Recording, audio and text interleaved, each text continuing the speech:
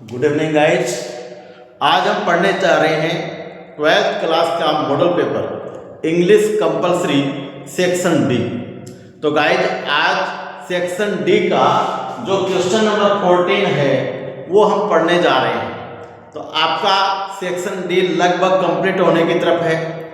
आपको मैंने पूरा इंग्लिश का मॉडल पेपर तैयार करवा दिया है और ये मेरी इच्छा है कि आप लोग बहुत ही अच्छी तरीके से इसको तैयार करें। तो आज देखते हैं, देखिए क्वेश्चन नंबर 14 ऊपर लिखा है model paper 2026 English compulsory section D और क्लास 12 कंपलसरी इंग्लिश का है। Answer the following question in 60 words. देखो इसमें आपको दो क्वेश्चन दिए जाएंगे, दो में से कोई एक करना है 3 नंबर का और यहां आप 3 से 4 लाइनों में आंसर लिखेंगे। सफिशिएंट आंसर होना चाहिए। देखो आप पहला क्वेश्चन लेते हैं, why is Granger associated with the mighty dead. अर्थात ग्रेंजर का मतलब होता है वैभव, माइटी माने होता है शक्तिशाली, डेड माने मृत्यु। अर्थात शक्तिशाली मृत लोगों को या मृत लोगों को वैभव के साथ क्यों जोड़ा गया है या क्यों जोड़ा गया। एसोसिएटेड माने होता है जोड़ना। अर्थात वैभव को, शान शौकत को, मान सम्मान को शक्तिशाली मृतकों के साथ या मृत व्यक्तियों के साथ क्यों जोड़ा गया है। आंसर देखिए, Granger is associated with the mighty dead, यानी वैभव को शक्तिशाली मृत लोगों से जोड़ा गया है। बिकॉज क्योंकि दे आर नोबल डीड्स, उनके श्रेष्ठ कार्य, नोबल मतलब श्रेष्ठ, नोबल डीड्स एंड सैक्रिफाइस माने त्याग या बलिदान, मेक देम इमोर्टल, इमोर्टल माने अमर। क्योंकि उनके अच्छे जो काम हैं, श्रेष्ठ काम हैं वो और उनका त्याग, उनका बलिदान उन लोगों को इमोर्टल बनाता है, अमर बनाता है। अर्थात वैभव को शक्तिशाली मृतकों के साथ इसलिए जोड़ा गया है क्योंकि उन लोगों के श्रेष्ठ कार्य, नोबल डीड जो है यानी श्रेष्ठ कार्य जो है वो उनके त्याग को और उनके श्रेष्ठ कार्यों को अमर बनाता है। जो उनके द्वारा अच्छे अच्छे कर्म किए गए, जो उन्होंने त्याग किया, उन सभी कार्यों के कारण वो शक्तिशाली जो डेड पर्सन है, मृत लोग हैं, वो क्या होते हैं, अमर हो जाते हैं। आगे कहता है, their inspiring life fill us with admiration, respect and a sense of greatness even after their death. हालांकि उनकी मृत्यु हो चुकी है, फिर भी उन लोगों की प्रेरणाएं, उनका सम्मान और उनकी अच्छाइयां जो है वो हमें काम करने को प्रेरित करती रहती है। यानी ऐसे लोगों से कुछ हम भी अपने जीवन में अच्छा करें, इसकी हमें प्रेरणा मिलती है। तो एक बार पूरा आंसर फिर देख लें। देखिए, Granger is associated with the mighty dead, अर्थात वैभव को शक्तिशाली मृत लोगों से जोड़ा गया है क्योंकि उनके श्रेष्ठ कार्य और उनका बलिदान उन्हें अमर बनाता है। उनके द्वारा उनके जीवन में जो प्रेरणाएं, जो सम्मान और महानता जो हम उनसे प्रेरणा लेते हैं, हालांकि अभी वो जिंदा नहीं है, वो मर चुके हैं, तो ऐसे लोगों के मरने के बाद भी हम उन लोगों से अच्छाइयां ग्रहण करते रहते हैं। अब आइए दूसरा, अथवा। What is the theme of the poem aunt Jennifer's tigers. आपकी 12th क्लास की सबसे लास्ट पोएम है आंट जेनिफर्स टाइगर्स, चाची जेनिफर के बाग। अब इसकी आपको थीम बतानी है, इसकी विषय वस्तु बतानी है कि ये क्या है। देखिए, the poem highlights the struggle of woman against operation and gender inequality.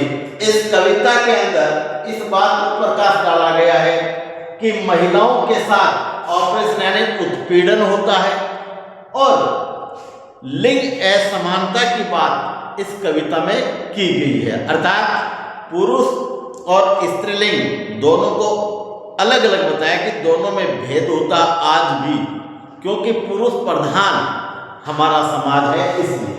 अब ये कहता है हर लाइफ साउथ फियर बर्डन, अर्थात उसके जीवन के अंदर उसके भय को समझाया गया है। The point is about a woman, यह कविता एक महिला के बारे में है who is victim of her husband's domination, जो अपने पति के डोमिनेशन का अर्थ होता है प्रभाव, जो अपने पति के प्रभाव की शिकार है, विक्टिम है। अर्थात उसका पति उस पर तरह तरह की पाबंदियां रखता है। She wants to show her desire to be bold, proud and fearless, वह भी अपनी इच्छाओं को यह प्रकट करना चाहती है जैसे वो कोई साहसी महिला हो, गर्व करने वाली हो और निडर हो। लेकिन कैसे? Through the tigers she embodied on a piece of cloth, इसलिए वह एक कपड़े के टुकड़े पर टाइगर का चित्र बना करके और उसे जब करते हुए फ्री घूमते हुए विचरण करते हुए दिखा रही है। अर्थात वो अपने मन के भाव उस टाइगर के थ्रू हमें बताना चाहती है कि मैं भी इस टाइगर की तरह स्वतंत्र रहना चाहती हूँ, निडर बनना चाहती हूँ, बोल्ड बनना चाहती हूँ। तो ये हमारे से क्वेश्चन नंबर 14। अब हम आगे लेते हैं क्वेश्चन नंबर 15। अब आप देख रहे हैं क्वेश्चन नंबर 50 जो हमारा है उसमें हम देखेंगे question number 15, answer the question in about 20 to 30 words. अर्थात अब आपको 2 आंसर लिखने हैं और कितने शब्दों में? 20 से 30 शब्दों में। अर्थात 2-2 नंबर के इसमें 2 क्वेश्चन दिए गए हैं। इसमें किसी प्रकार का अथवा नहीं दिया गया, कोई विकल्प नहीं है, दोनों ही आंसर आपको लिखने हैं। छोटे क्वेश्चन है देखिए, और दोनों ही हमने कहां से दिए हैं? पॉइंट से दिए हैं। तो क्वेश्चन नंबर 15 भी आपका पोइट्री से आएंगे, छोटे क्वेश्चन आएंगे। अभी हमने पोइट्री का बड़ा क्वेश्चन 3 नंबर का देखा जिसमें आपको विकल्प मिलेगा, 2 में से कोई एक करना है। अब आप 2 क्वेश्चन है देखिए। पहला है what did the road side stand plead for. Plead का मतलब होता है याचना, अर्थात सड़क के किनारे जो छड़ी का मतलब जो छोटे छोटे जो खोखे लगा करके लोग अपना पेट पालते हैं उनके लिए। अर्थात सड़क के किनारे जो छड़ी लगाई गई है वो लोगों से क्या याचना करती है, क्या निवेदन करती है, अर्थात क्या डिमांड करती है। तो देखिए, the roadside stands pleaded to the city rich man to stop. क्या निवेदन करती है? तो छड़ी के ऊपर बैठे जो दुकानदार है वो शहर के अमीर लोगों से निवेदन करते हैं टू स्टॉप, वहां रुकने का, एंड बाय देयर थिंग्स, और उनकी छड़ी से यानी छोटी दुकान से कुछ सामान खरीदने का, सो दैट ताकि they could earn some money for living their life. Some extra money भी तुम लिख सकते हो। तो वो दुकानदार क्या इच्छा जता रहे हैं कि यहाँ पर शहर के जो अमीर लोग हैं वो आए, अपनी गाड़ियों को रोकें और उनके यहाँ जो सामान है उनको खरीदें ताकि उनको भी कुछ अतिरिक्त पैसे प्राप्त हो। किस लिए? लिविंग देयर लाइफ, अपना जीवन जीने के लिए।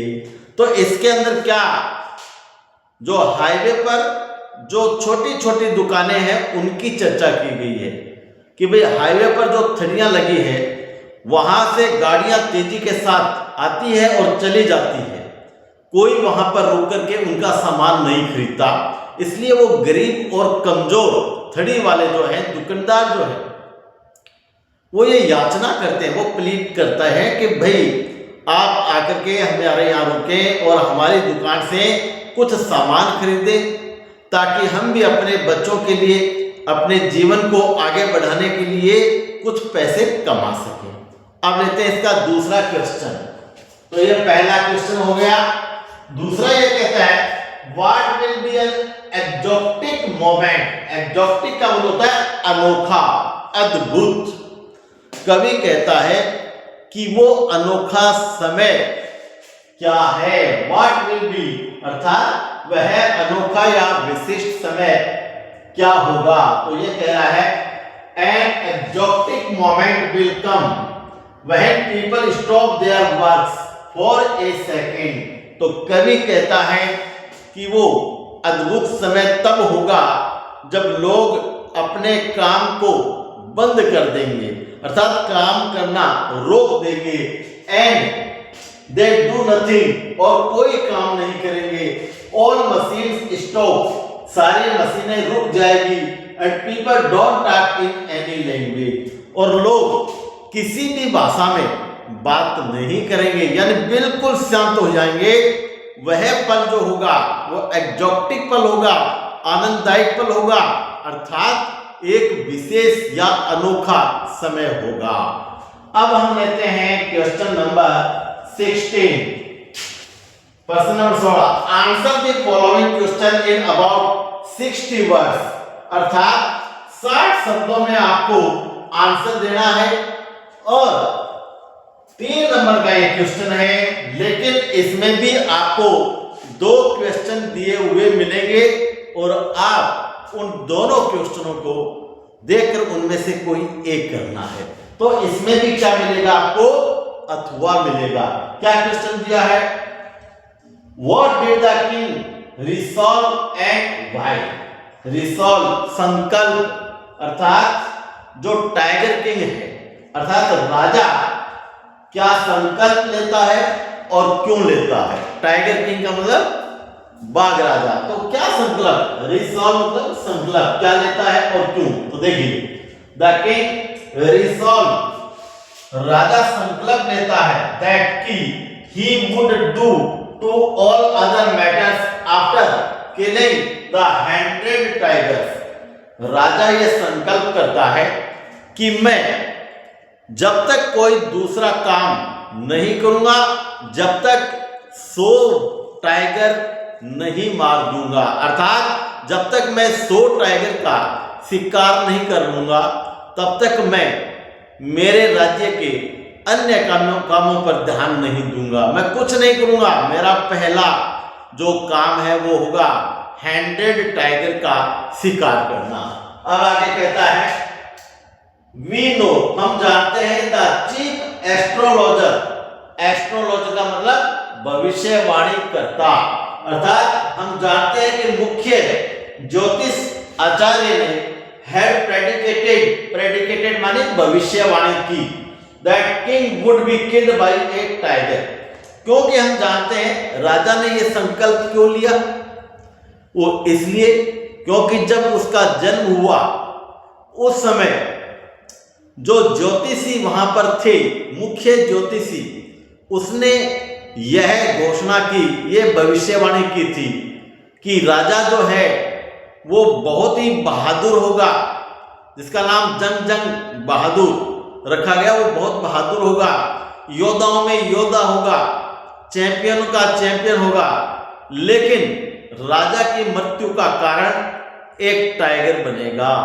इसलिए राजा जो है उसने ये संकल्प लिया कि जब तक मैं 100 टाइगर नहीं मारूंगा तब तक मैं अपने राज्य का कोई अन्य काम नहीं करूंगा। और तो ये कहते हैं क्यों, भाई का उत्तर हो रहा है we know the chief astrologer had predicted, यानी मुख्य ज्योतिषकर्ता ने ये भविष्यवाणी की थी that the king would be killed by a tiger, कि राजा की मृत्यु एक बाघ के द्वारा की जाएगी। Although the king had killed the 99 tigers, यद्यपि राजा 99 टाइगरों को मार चुके थे, but only one tiger was still remain, लेकिन अभी भी एक टाइगर बाकी था। The 100th tiger would kill him, so he decided to kill the 100th tiger।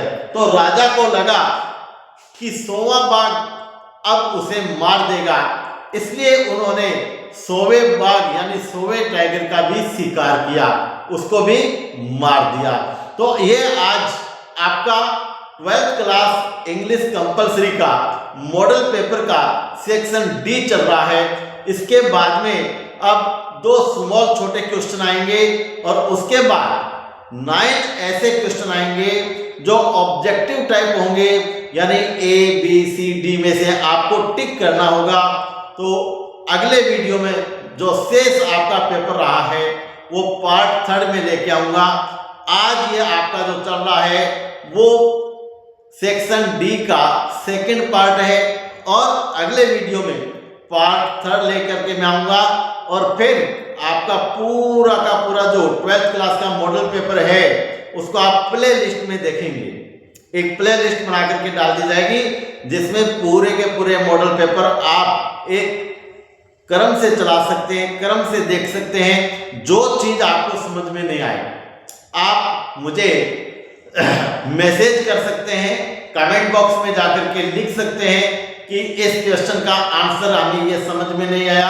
अगर कोई वर्ड मीनिंग समझ में नहीं आता है, किसी क्वेश्चन का हिंदी अनुवाद समझ में नहीं आता है या आंसर आपको हार्ड लगता है, आप और इजी लैंग्वेज में चाहते हैं तो कमेंट करें। पहली बार अगर आप देख रहे हैं तो इसको सब्सक्राइब करना न भूलें, बेल आइकॉन को दबाएं और अपने जितने भी जानकार जितने भी स्टूडेंट्स हैं आप उनको शेयर करें ताकि आने वाले एनुअल एग्जाम में अच्छे से अच्छे अंक प्राप्त कर सकें। आज के लिए इतना ही।